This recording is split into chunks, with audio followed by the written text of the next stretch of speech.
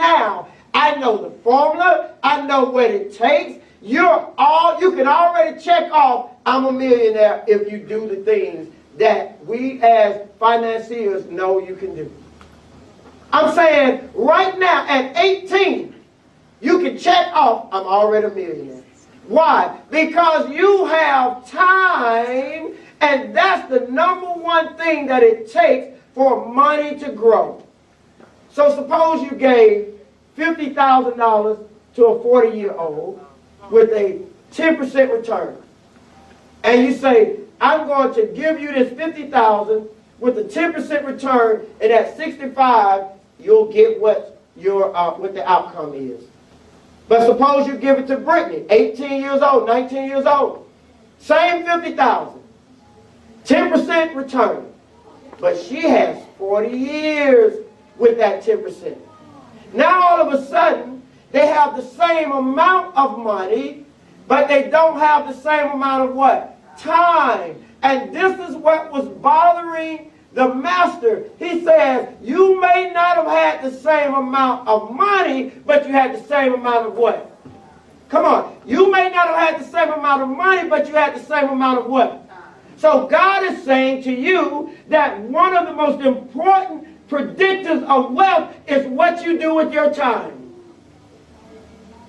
If you waste time, you're going to waste money. And if you waste money, you're wasting time. And if you waste them both, you're going to get to an age where you're struggling and there's no prayers needed. We don't need to speak in tongues. We don't need to get in the altar. We need to just accept that in my disobedience, this is what I'm reaping. Am I helping anybody? Yes, you are. So you cannot waste what? Time. Somebody say, come on, I will not waste time and money. Now, here's the thing about it. Isn't it interesting that Pastor E, this guy says, he buried his talents. Now, can somebody tell me what's the only reason we bury something? What's the only reason we would bury something? That's a good one. I didn't think of that. But what's the main reason we bury things in the world? When it's dead. When it's dead. Stop and think about this. I give you a living seed. I give you a seed that is able to germinate and grow, because money can. And you choose to do what? Bury it. How many of us don't understand that when we do not take the resources that God gave us and put it in something that brings it alive, that brings forth multiplicity, that reproduces, we're telling God that even though you gave me something that's living, I buried it alive. My God.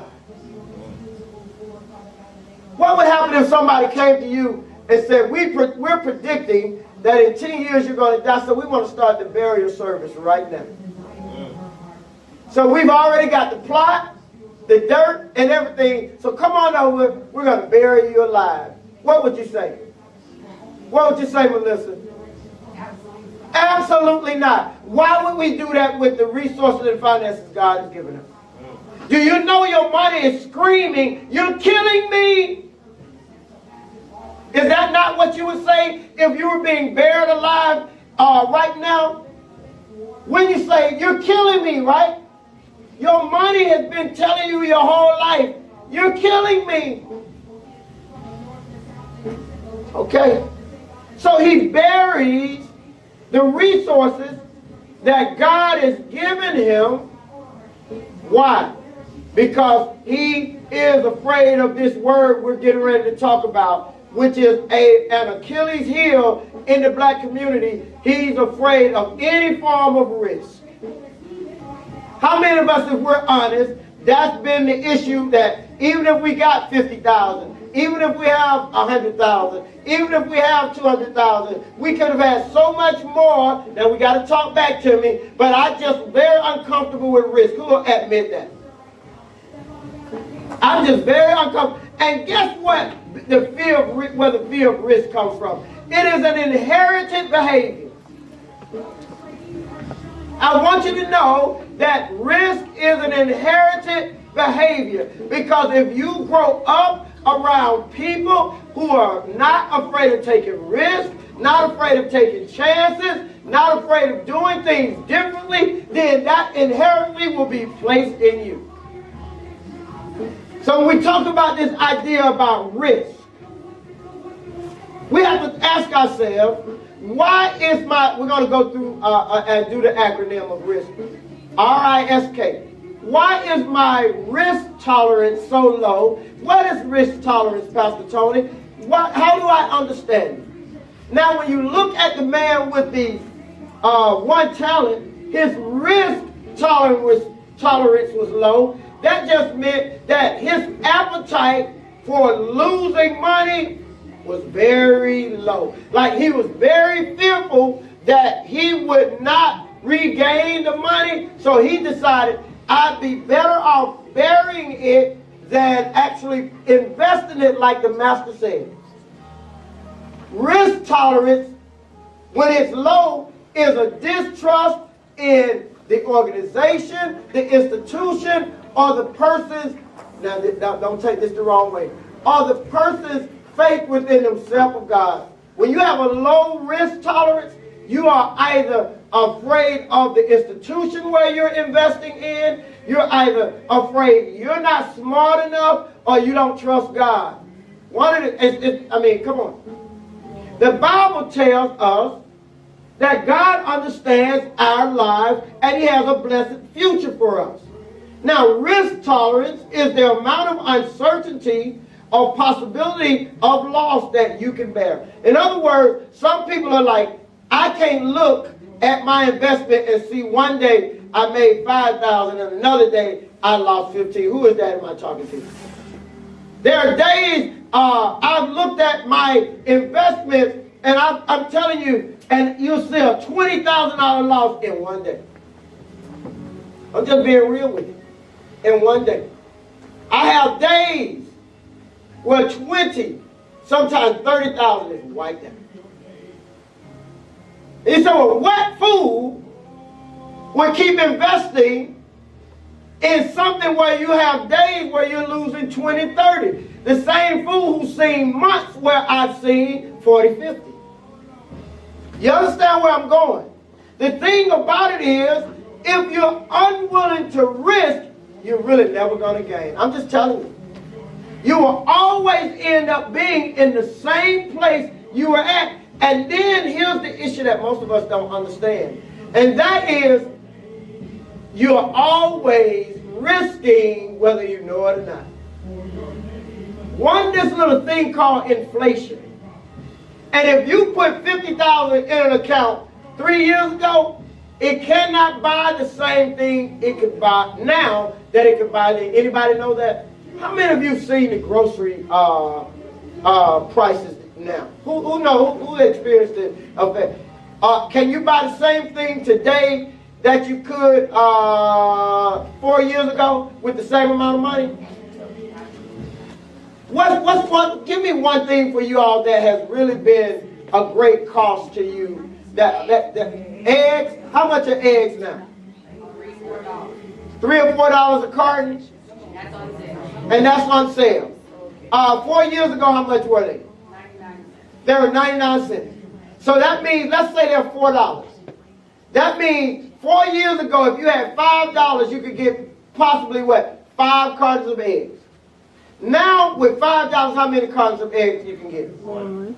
If you left your money in a savings account that did not produce any interest that would keep up with inflation, then you lost money.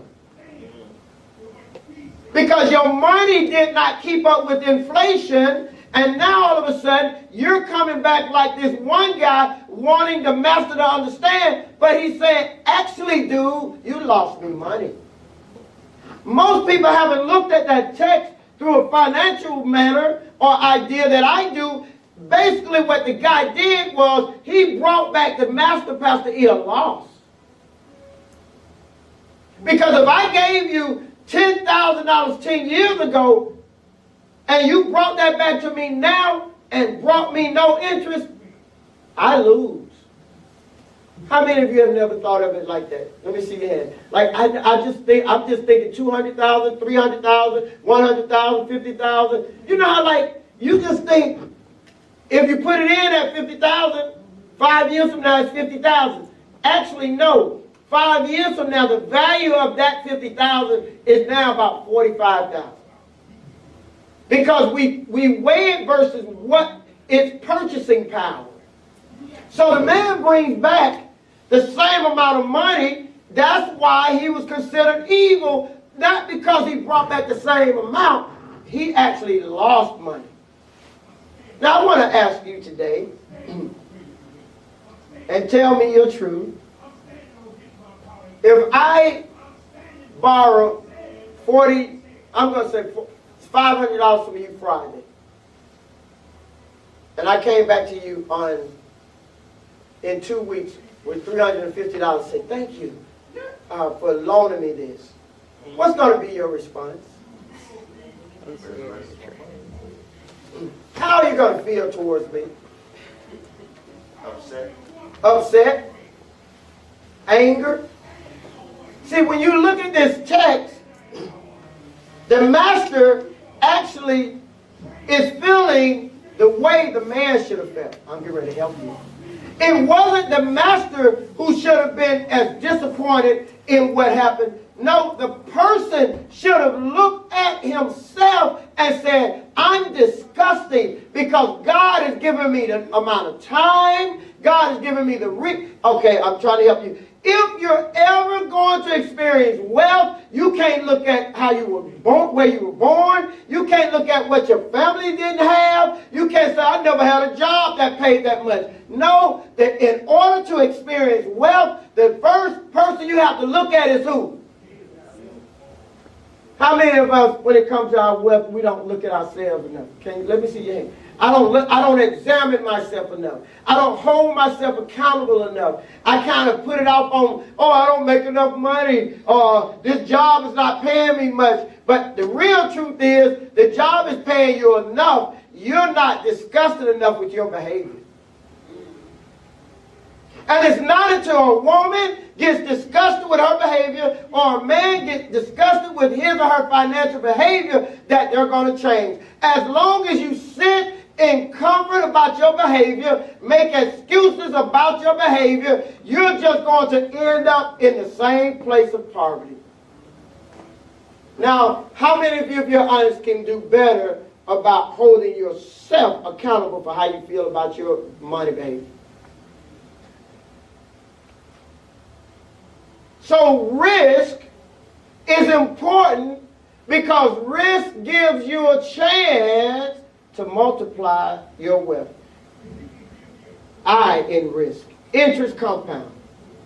This is where the interest is earned on the previously earned interest in such a way that it accumulates rapidly over time. This is what the master expected of the man with the 1 talent.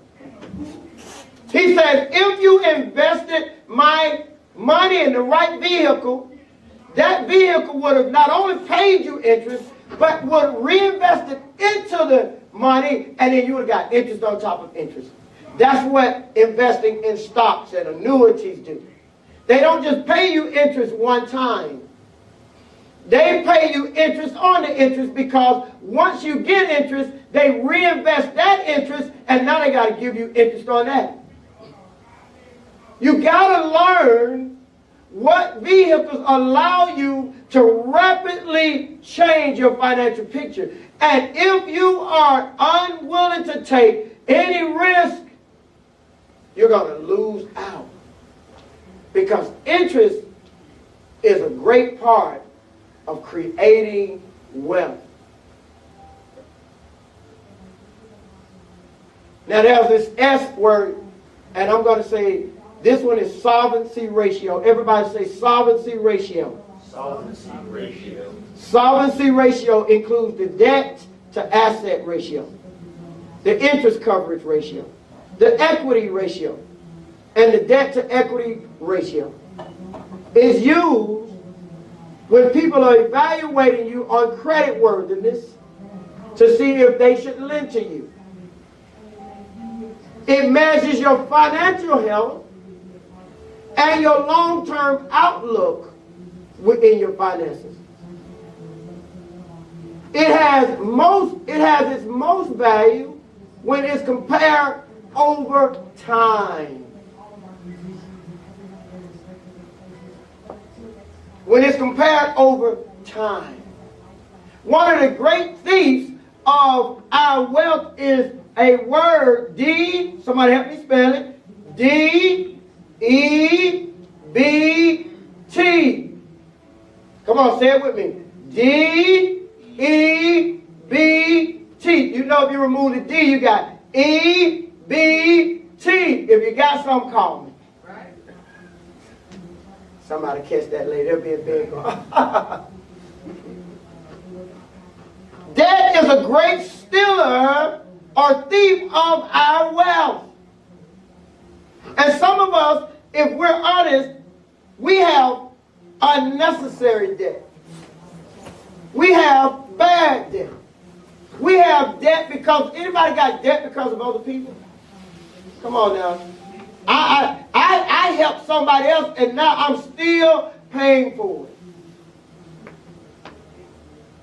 The D in debt stands for danger, devil, disgusted, disorganized, all discombobulated. Because that's all debt does to you. And if you're young like my baby girl Brittany, they're going to send you all these credit card offerings. They're going to send you all these things and say, you're a worthy credit. You're a credit-worthy person, and we really like you. And guess what? Once they get you in debt and you can't pay, then they turn nasty. Once you go and decide you want a home, you want a better life, then all of a sudden you say, well, what happened? They say, well, you're in too much debt. Saying no to debt is saying yes to financial success. Now, here's the thing. There are some good assets that you want. You want a home. Don't go on the internet and listen to fools who tell you don't buy a home. There are some fools out there on the internet saying, oh, a home don't really help you get wealthy. That's not true. 80% of all millionaires have almost a third or half of their wealth in real estate, which is the home they live in. And so people like Jackson, people like Kennedy, people like you, Brittany, the first thing that you should start thinking about is, how do I become an early adopter of saving and investing, and how do I become an early adopter of owning a home? Stop and think about the time you have when you're young. If you're 18, 19 now, and even if you took a 30-year mortgage, what's 30 plus 19? Somebody give me a number. You'll be 49 when you own your home. Most 49-year-olds right now don't outright own their home. Most 49-year-olds in America does not outright own their home. So what's that T word you find is very important with wealth? What's the T word? Time. See, the sooner you adapt or adopt, so some of you might be saying, well, Pastor, what do you have for a 50-year-old? What do you have for a 60-year-old? What do you have for a 70-year-old? The same message. That the sooner you start, the more time you have. How many of us sometimes think that our time is run out to be wealthy? I don't think I have enough time. Anybody would be honest and say, I don't think I have enough time. That's not true. You have to learn, Pastor E said this one time, you have to redefine wealth to where you can have wealth. Your wealth may not look like my wealth, but you can still have wealth in the window that you have in it, in the window that you have. In other words, if you're 60, if you're 70, you say, well, what does my wealth look like? Your wealth may look like no debt at all. Your wealth may look like, okay, I have income coming in, not much going out. Your wealth may look like peace of mind with your money. I don't owe anybody, no. I don't have the millions that I dreamed of, but at least I have peace of mind. I don't owe anybody. So your solvency ratio is important because you want your debt to asset to be right. And you want more assets than you do debt. Now K, so we've gone RIS, now we're on K. K is knowledge process outsourcing. Knowledge process outsourcing. Now I'm going to put it in layman's terms. When you take risk, that just simply means what you don't know is dangerous to assume and not get professional help. It will hurt you in money. How many of us, now this is going to take some truth. I know it's hard, but how many of us, most of our lives, we've been trying to be our own financial advisor? Come on, let me see your hands. How many of us, if we're honest, that crap has not worked? Okay. Is there anybody who will stand up and say that there was a person I met or talked to, and when I trusted someone to outsource the knowledge I didn't have to them, my life changed? Who will be willing to stand up and say that? Let me see. Anybody that's happened to you. That you met someone and you outsourced the knowledge you didn't have to them and you've seen your life change. Stand up, let me see you if that's you. Okay, so we got 3 people. Keep standing. What happened when you outsourced the knowledge to someone who had more knowledge than you, Elder Nick? What happened to your wealth? Speak up so we can hear you. It changed my life significantly. I'm almost debt-free. The pressure came off. I can think more clearer. I can, pass on the advice to others who don't know. So it's been a ripple effect. Yes.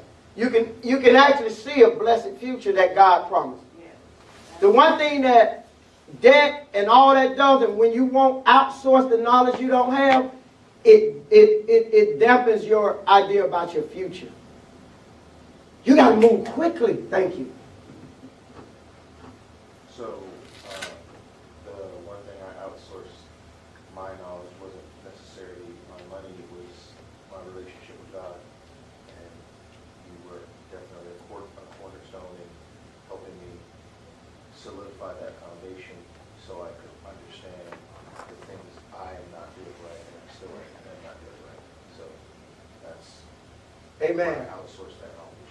Outsource the knowledge. Knowledge process, stay right there, Elder JP. Knowledge process outsourcing is the purposeful or intentional. What did we say? This is the year of what? Intentionality, right? Yes. So knowledge outsourcing is the purposeful allocation of high-level tasks involving specialized knowledge or problem solving to an outside organization or third party, listen to this, that has a high level of subject matter expertise.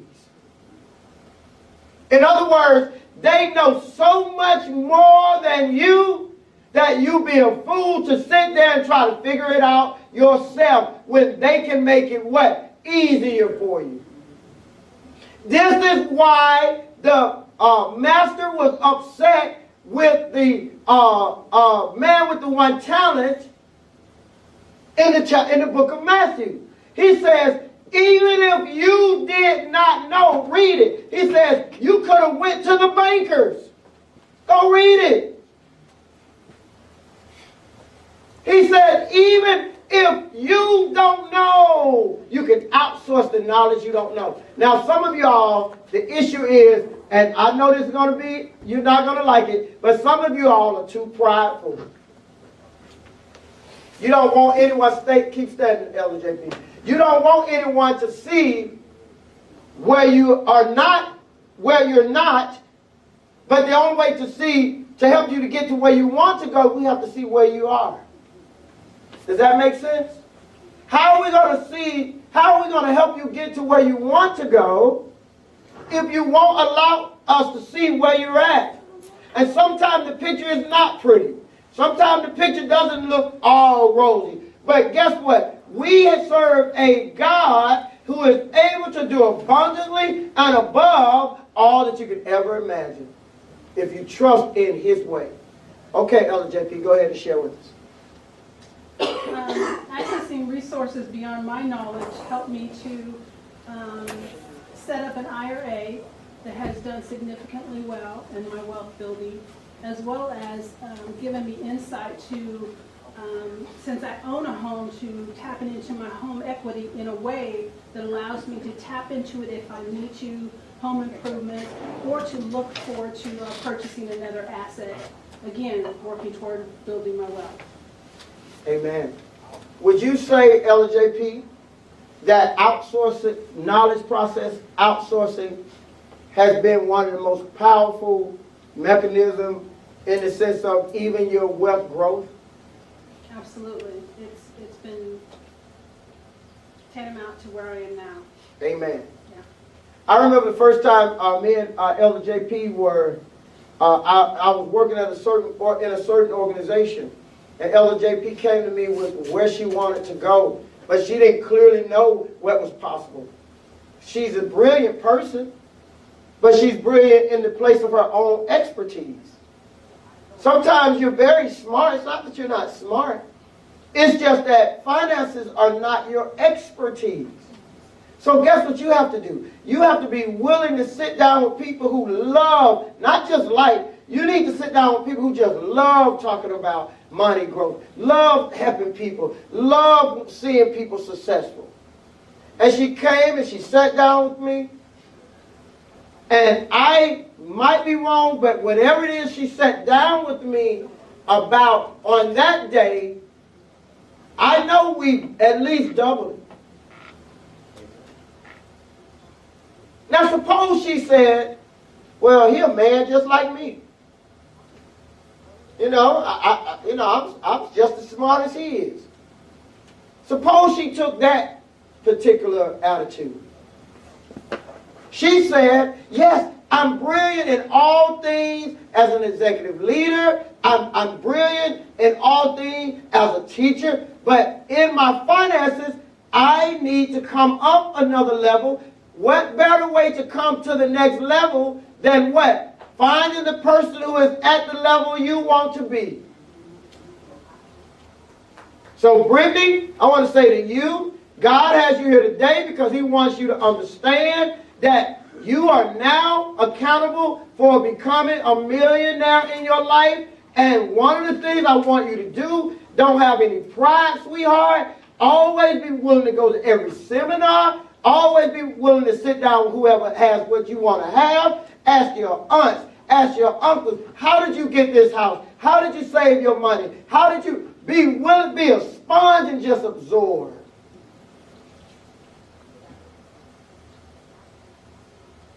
So knowledge, process outsourcing is important.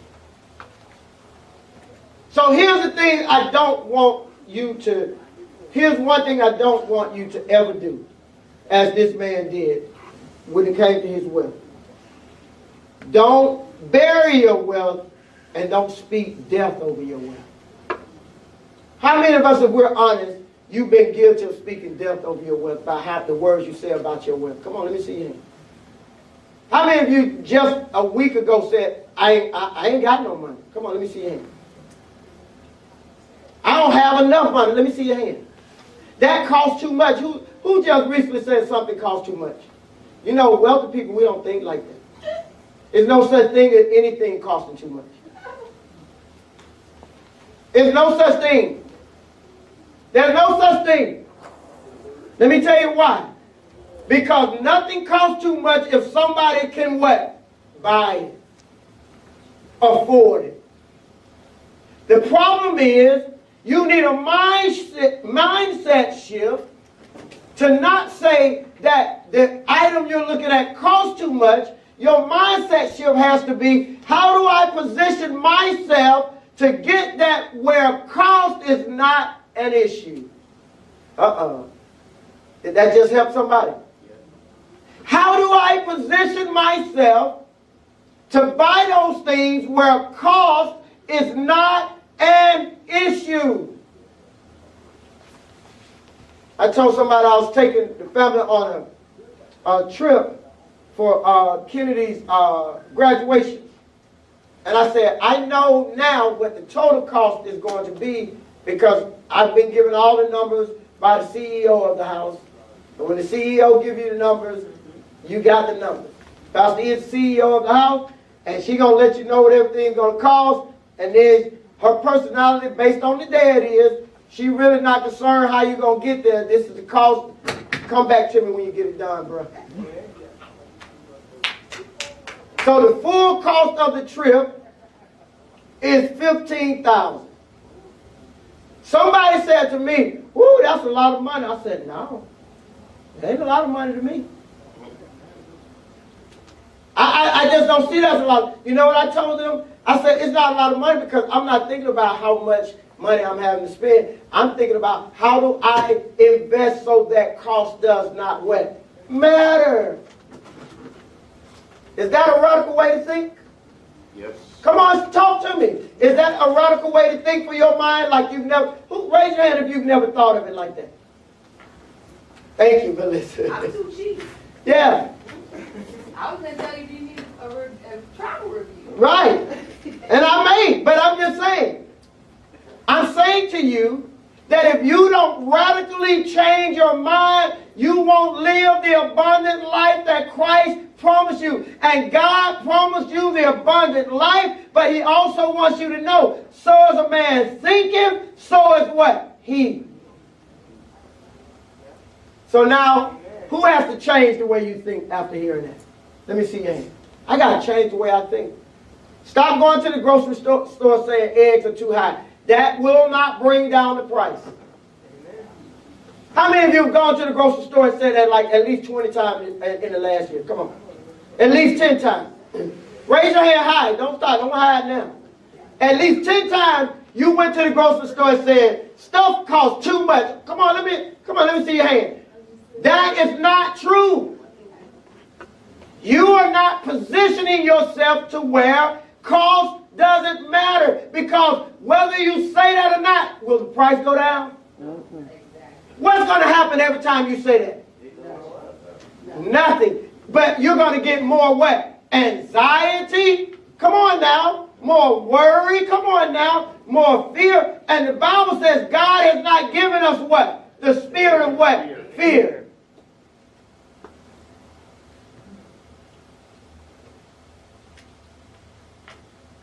I'm helping somebody. Yes, you are. I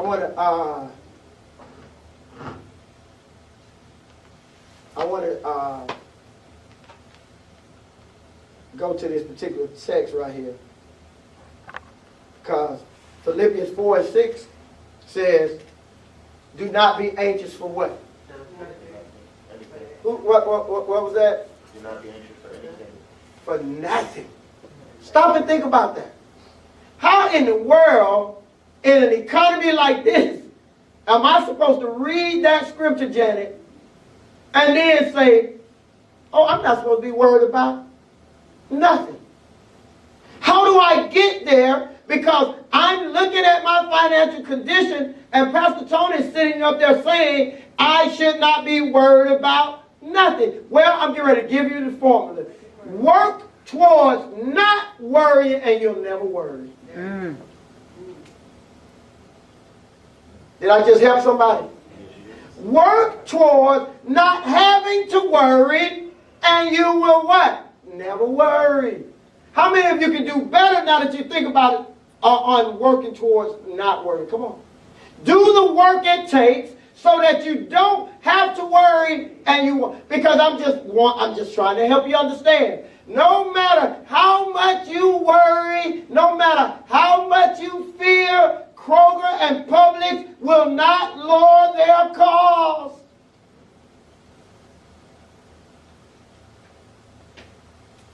So if the cost can't be lowered, then the work to have more has to go higher. Now, this is going to be something that may irritate most men, but I'm going to tell you, in love, I don't understand any man who is healthy and strong, doesn't have mental, we all got mental issues, so let's say mental illness, because we all got mental issues. Anybody other than me, you deal with just mental issues? Sometimes I see things, and you're like, well, I don't see that. I know, but I do, sure. Sometimes I assume things, and you say, well, why would you assume that? I don't know, but okay, it's just me. I'm in my marriage, and sometimes my wife ain't saying nothing, and my crazy self walking around the house saying, I know what she thinks. And then, I am a personality, Pastor E, tell them the truth. I am a personality who will actually walk up to you with my crazy and want you to answer. Is that not true about me? And she's like, Cash, I'm just looking at a movie. Yeah, but I know what the Lord showed me. So we all got mental issues. But unless you are a man with mental illness, you are operating in sin if you're in America and you're poor. You're sinning. I'm going to tell you, you're sinning. If your household cannot find wealth by you working 9 to 5, then maybe your schedule needs to be 9 to 10. The talents that you have must be operated not for money. See, you think I'm talking about money. No. The talents that you have must be operated to the glory of God. And when your talents are operated to the glory of God, wealth just comes with it. Peace just comes with it. Joy just comes with it. Vacations just come with it. Trips with little notice just come with it. Why? Because everything I'm doing to the glory of God. And when you do it to the glory of God, He blesses you bountifully.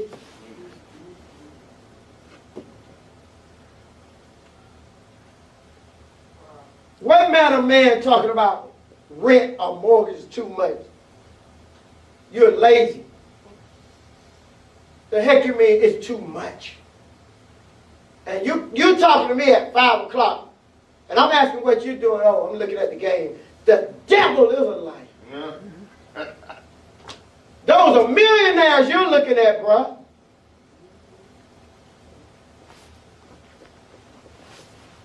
You need to be strategizing for your wealth. How many of us, if we're honest, I've never truly strategized for my wealth? Let me see your hand. Come on, raise them high, because we're here to... I've made some assumptions about what I can have, but I've never strategized. I've never been intentional. I've never set a goal.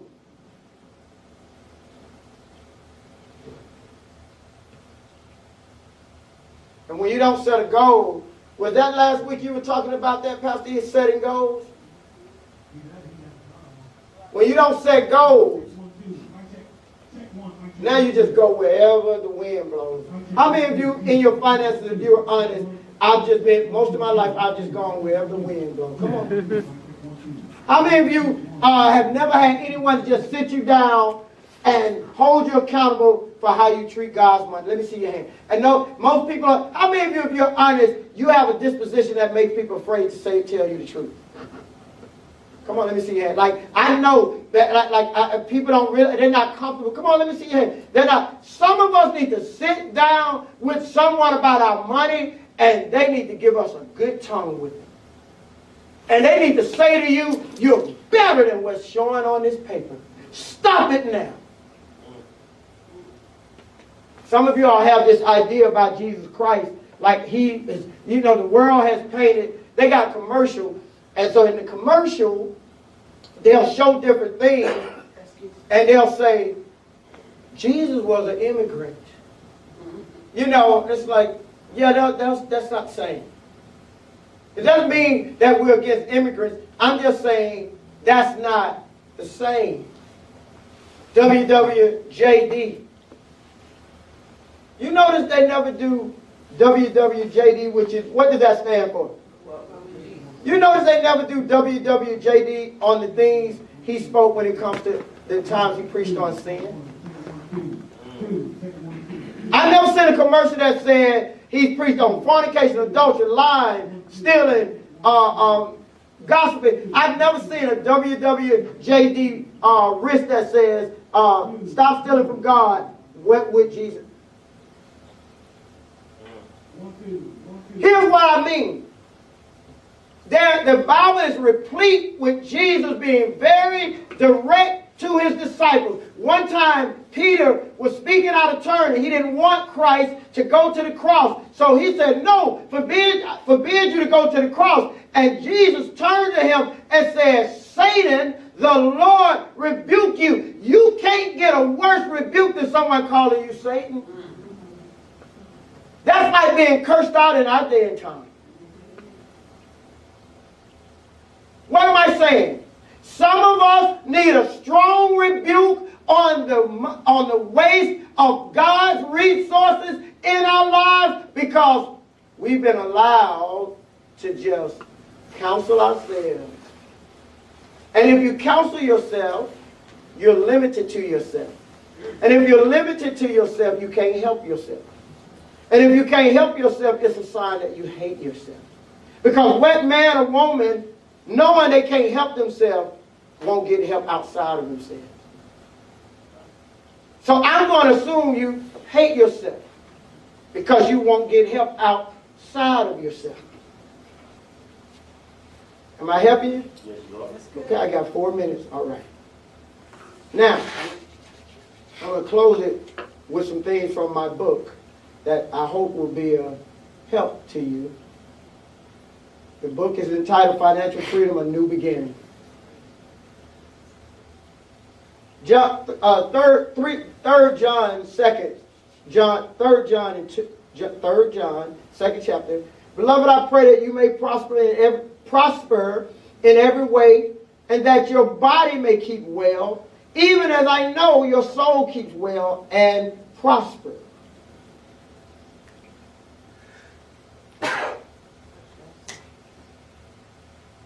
I want you to know that you can have wealth. Amen. I want you to know that you are the key. I want you to stop allowing people to speak poverty over your life. I want you to stop everyone in your home from saying things like, we can't afford, that costs too much. And I want you to start saying, God has not given us the spirit of fear, but he's given us power. He's given us love. He's given us a sound mind. You are the key. What does a key do? A key unlocks or locks. So no one can lock your wealth but you, but no one can come on now. You're the only one who can unlock the possibilities of you becoming wealthy, of you having the money that God has already promised in his word. You have to begin to envision your financial freedom. Somebody say, envision my financial freedom. The challenge with some of us is that we are not envisioning ourselves being financially free. One of my favorite quotes says, each of us must confront our own fears, must come face to face with them. How we handle our fears will determine where we go with the rest of our lives. To experience adventure or to be limited by the fear of it. For some people, envisioning being financially free can paralyze them. How can someone like me ever be financially free? I didn't come from a wealthy family. I made too many financial mistakes. And I want you to know that's just fear speaking negatively against your blessed future. You must confront every word that comes out of your mouth, and if it doesn't align with the future that God has promised you, if it doesn't align with the wealth that God has promised you, you must say to yourself, Satan, the Lord rebuke you. I can have wealth. I can be financially free. I can take trips. I can have joy. I can have peace.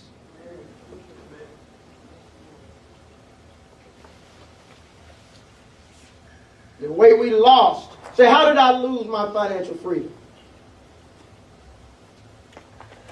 I think for some of us, our financial lives have taken a back seat to everybody else's life. Most of you who are struggling financially can probably look at your life and see how you poured your wealth into bad investment called people.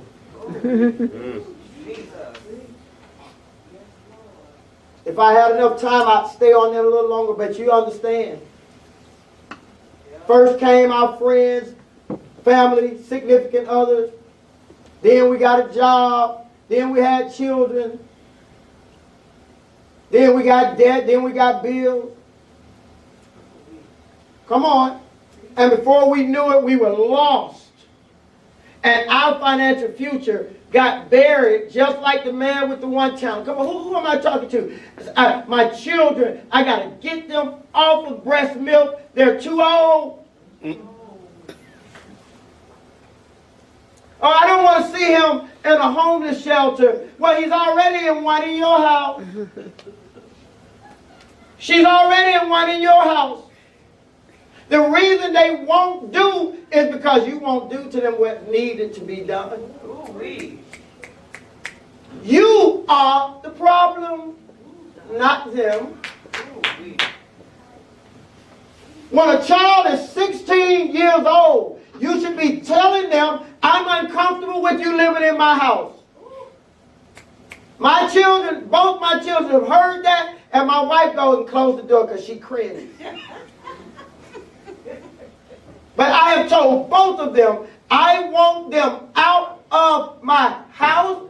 You cannot live with me. What am I telling them? You got to invest in yourself. You got to work for yourself. You're not going to let me go through all this hardship and all this struggle and you just eat off of me like a leech. I don't allow leeching on me.